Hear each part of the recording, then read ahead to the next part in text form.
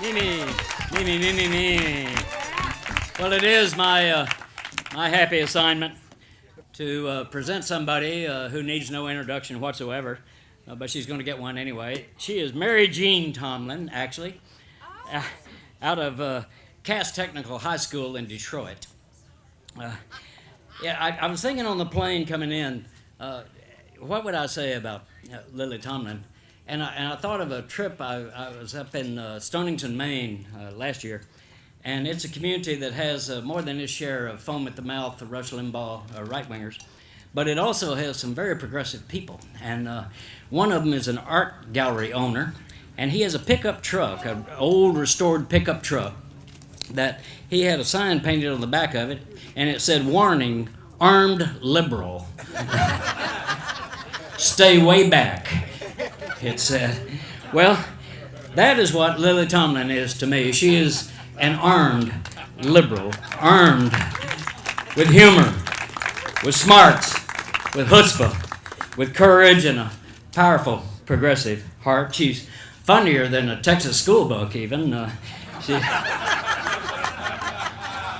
She's earned all sorts of Emmys and Tonys and Grammys and Lucys, even the Mark Twain Prize in American Humor, better than which you cannot get. Right there, that does it.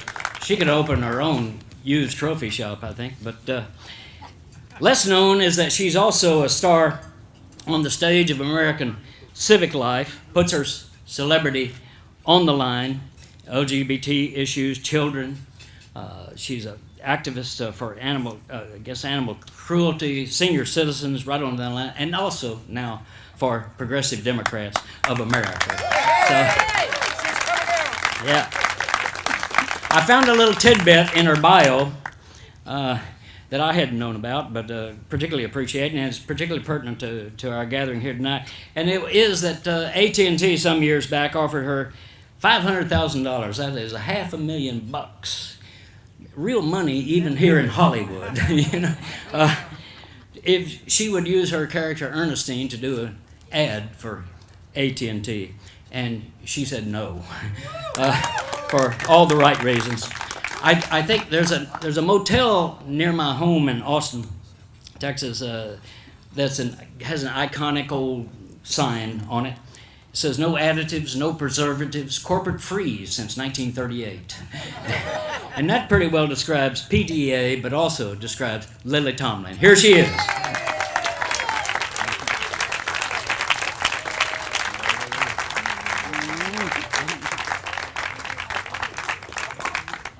That 500,000 you forgot to mention was in 1969. If I'd only done it, I could have bought and sold everyone in this damn room. And it's a big room. You know, it's very hard to come up and then pretend that you deserve everything that Jim said.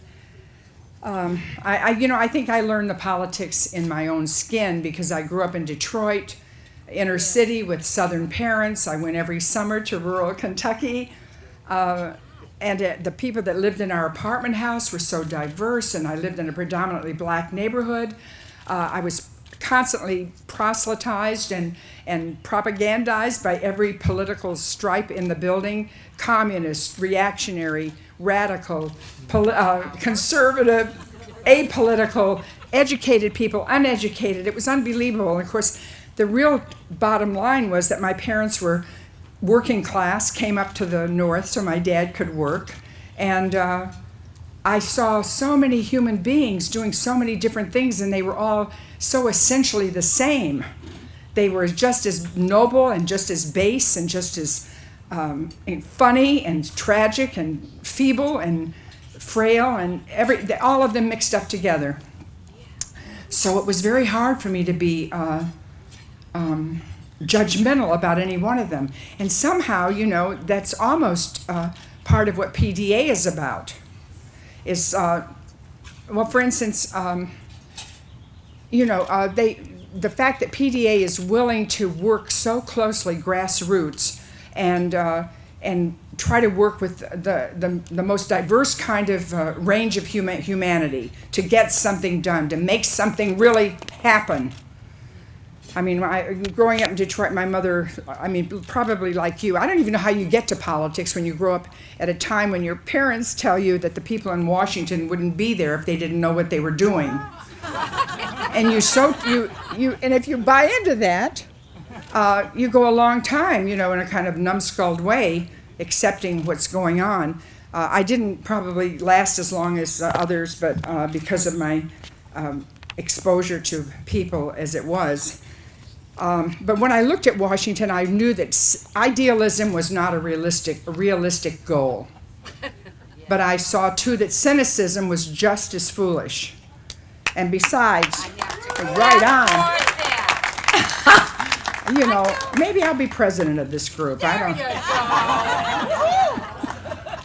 I'm teasing my meme.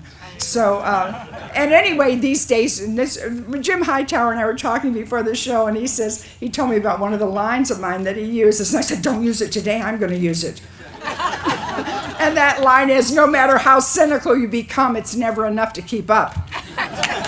So I put idealism and cynicism to the side, and anyway, with the greedy, obstructionist, backward-thinking nincompoops that are in Congress, I began to feel more and more that the hope of Obama was looking more and more like wishful thinking. So we had to do something. Somebody has to do something, and PDA has been doing it. I first met Mimi, one of your esteemed founding members and my friend.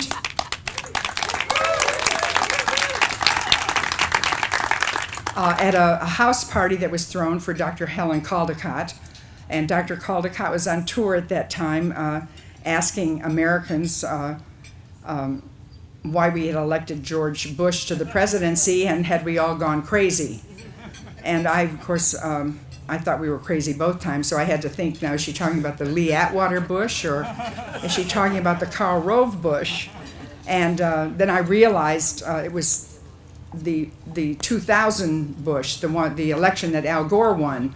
And, Exactly. And I heard that Mimi saying to Dr. Caldecott, no, that was election fraud. And yes, that's right. And I heard that, and I looked across the room at you.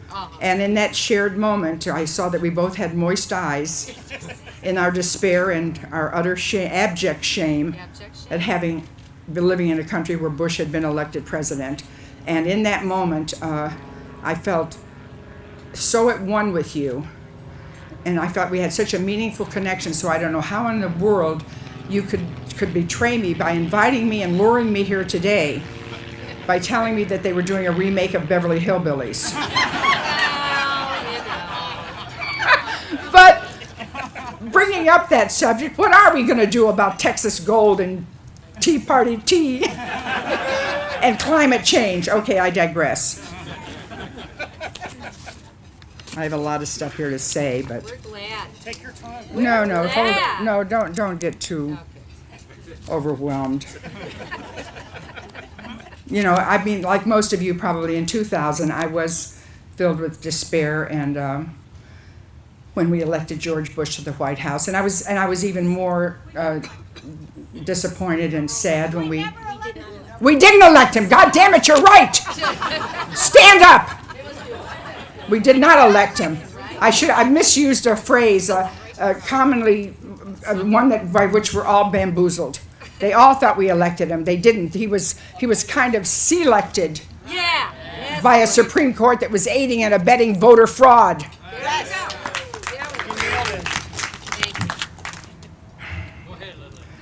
I'm going to rent a room in your house in D.C., Tom. I have missed my calling working on television. Anyway, I don't have to say, here's what I really think. This is what I love about PDA.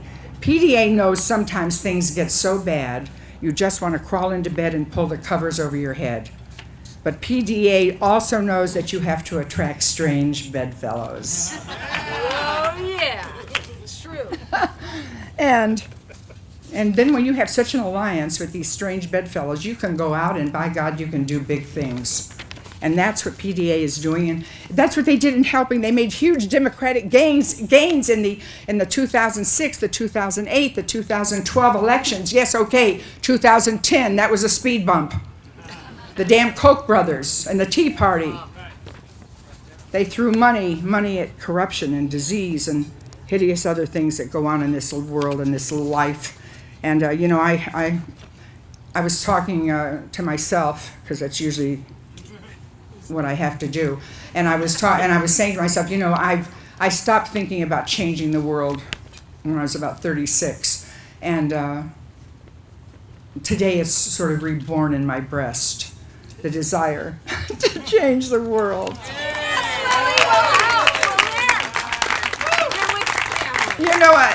Maybe he says you're with family. No, you've got to reach out beyond your family. Well, let me just say to you, what does progressive mean? Okay, does it mean the kind of evening where you progress from cocktails across the street to bringing the gang back to your house for dinner, to going around the corner for dessert, and then maybe end up somewhere else for a nightcap, picking up friends and neighbors along the way? That's one kind of progressive, and it's sort of how PDA started. Reflect on that, picking up friends and neighbors. That's a good starting place. But there's more to it than that. There's progressive income tax, a worthy goal. Yes. There's also progressive rock. One of my favorites, progressive jackpots. And of course, there's progressive illness, which our Republican brothers and sisters have caught it. And that's ironic because they're the ones who are denying us health care. Yeah, okay, I can get to those things. Okay, you were shot. Wait a minute. This is Controlled Healthcare Insurance Corp. Claims Department, Ernestine Tomlin speaking. Remember, an apple a day keeps the doctor away. So does being poor. You say you were shot in a subway? Next time, eat at Quiznos. Okay. Anyway, you guys are so dear. I really do feel you're dear. You still have a kernel of belief left in you. It means something. It means a lot in this day and age. I'm looking to see what you're going to buy here. Let me just say this. I talked about friends and neighbors and gathering people in, and once you become worried that you can't change the world, but you can change the mind of your neighbor. And that neighbor can change the mind of another neighbor. And what's so astounding about PDA is we have a committee in every congressional district in the country doing just that. So this incredible grassroots organization is so important, so profound, and the fact that you support it and that you will be there for them, and you must bring in more people. We've got to fix what's going on in this world. There's so much stuff. I tried to make a list, and it was so gigantic.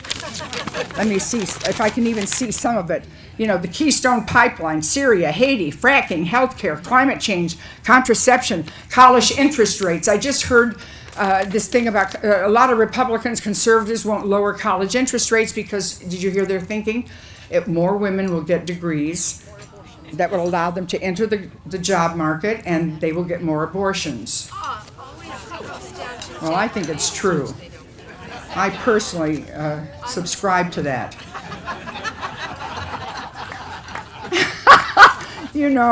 Don't ask someone here and ask them to behave. You're supposed to have a free spirit. Okay, I'm going to wind this up here. Somehow. These papers they just stick together, like those damn, I was looking at all that bad stuff, and I thought, you cannot tell them all that stuff like climate change and everything because it's just too much of a downer. Well, I've got good news. Michelle Bachmann is not running again. Oh, gosh. I like this place. We've had fun here today and everything. There's a lot of good-looking food, but there's no hard liquor. Jim and I were talking about that, Jim Hightower and I. We definitely need some bourbon. You know, I want to read you a quote that means a lot to me, and I hope it means something to you.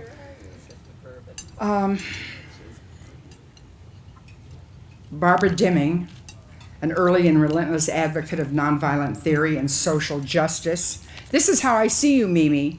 Yeah. I went poll watching with Mimi one night.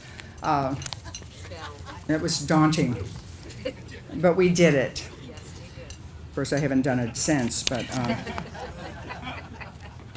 get you back. so what? You'll get me back. Does anything I've said mean anything? Yeah. Okay. With one hand, okay, Barbara Deming said this. With one hand, we say to one who is angry or to an oppressor or to an unjust system, stop what you are doing. I refuse to honor the role you are choosing to play. I refuse to obey you. I refuse to cooperate with your demands. I refuse to build the walls and the bombs. I refuse to pay for the guns. With this hand, I will even interfere with the wrong you are doing. I want to disrupt the easy pattern of your life. And then the advocate of change raises the other hand, and it is raised outstretched. Maybe with love and sympathy, maybe not, but always outstretched. With this hand, we say, I won't let go of you or cast you out of the human race. I have faith that you can make a better choice than you are making now, and I'll be here when you are ready. Like it or not, we are part of one another. So PDA is leading the way, and what have we got to lose? Just about everything. So let's not do that.